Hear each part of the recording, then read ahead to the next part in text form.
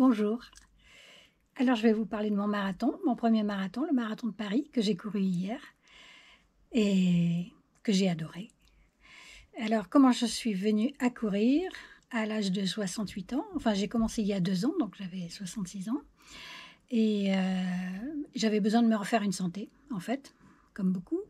J'ai eu 2 cancers du sein, plusieurs opérations, des traitements, tout ça m'avait beaucoup fatiguée. Je m'en suis rendu compte quand je suis retournée à la montagne où avant, j'étais en grande forme, je marchais beaucoup, voilà et là quand j'y suis retournée, j'étais complètement fatiguée, j'étais essoufflée, enfin j'avais plus de force et donc je me suis dit: «Il fallait que je fasse quelque chose». Et je suis rentrée à Paris, je me suis mise d'abord au yoga pour, me remuscler quand même, parce qu'il y a des formes de yoga assez sportives et puis aussi pour me rassouplir parce que j'avais perdu de ma souplesse et j'ai fait un trek avec mon compagnon, ça m'a beaucoup plu avec sac au dos, au retour, je me suis mise à courir de temps en temps. Bon, je courais, 1/4 d'heure, 20 minutes,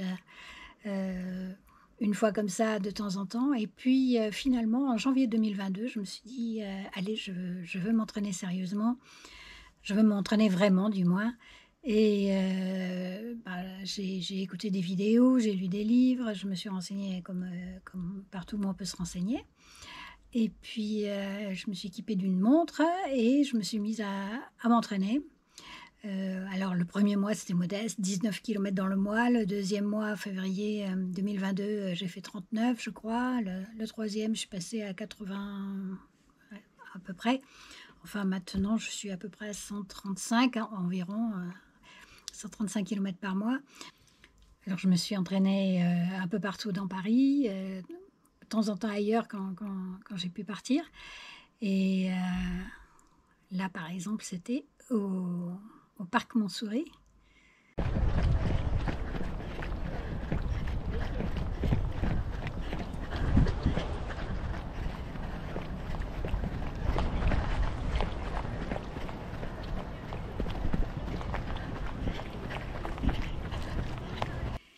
Et donc je me suis bien entraînée pendant plusieurs mois pour ce marathon, à 4 à 5 entraînements par semaine. Bon, peut-être qu'il était un petit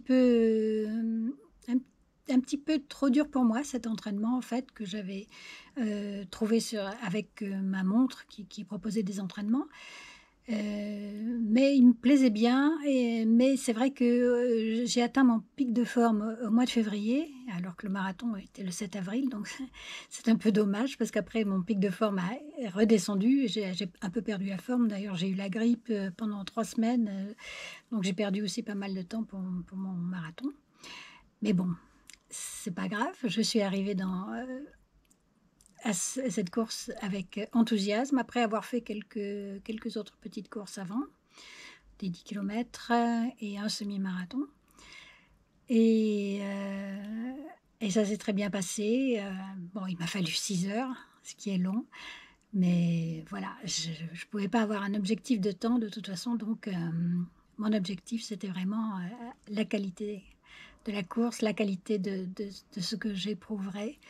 Dans le sens de départ des 4h30, mon objectif est de faire un marathon beau, calme et fluide. Et je pouvais faire un marathon de qualité, comme tous mes entraînements d'ailleurs, j'ai toujours eu beaucoup de plaisir à les faire, beaucoup de bonheur. C'est quelquefois, oui, en fait, la course peut être aussi une forme de méditation, bien que... Ouais, une méditation en mouvement, c'est très très beau et ça donne des états, bon, on sait qu'il y a des endorphines qui aident à supporter l'effort de la course et puis à être heureux.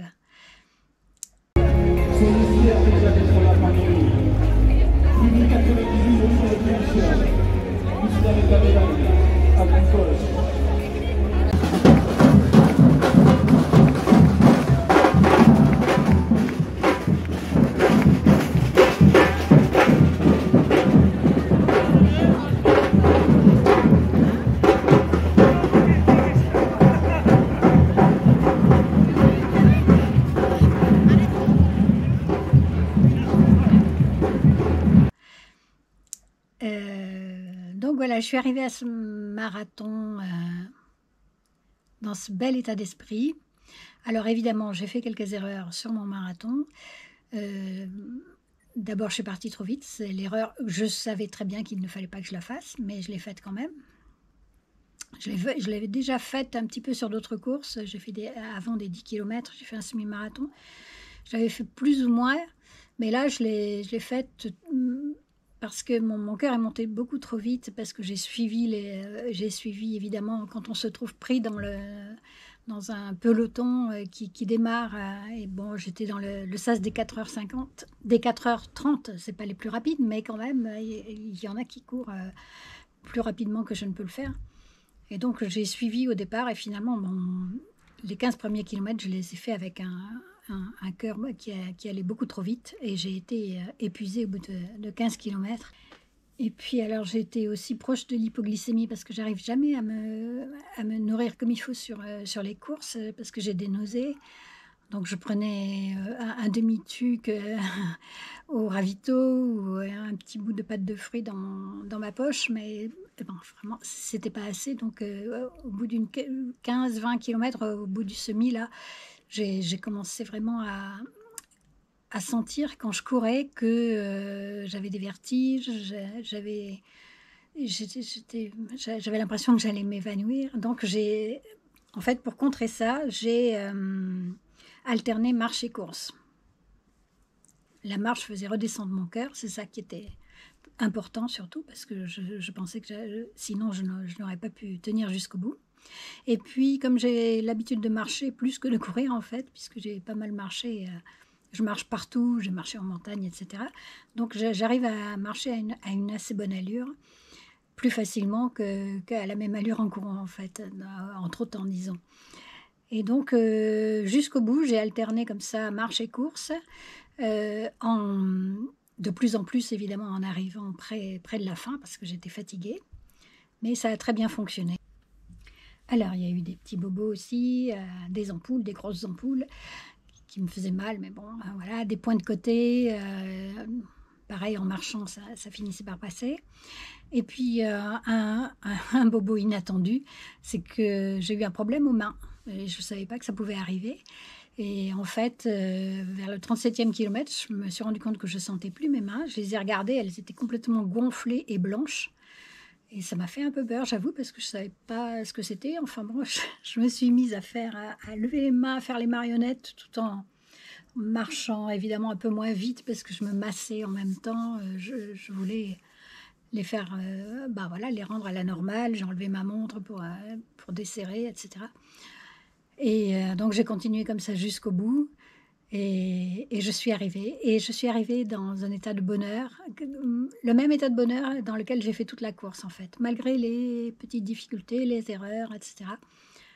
J'ai été très heureuse. Et voilà, donc j'ai rempli mon objectif.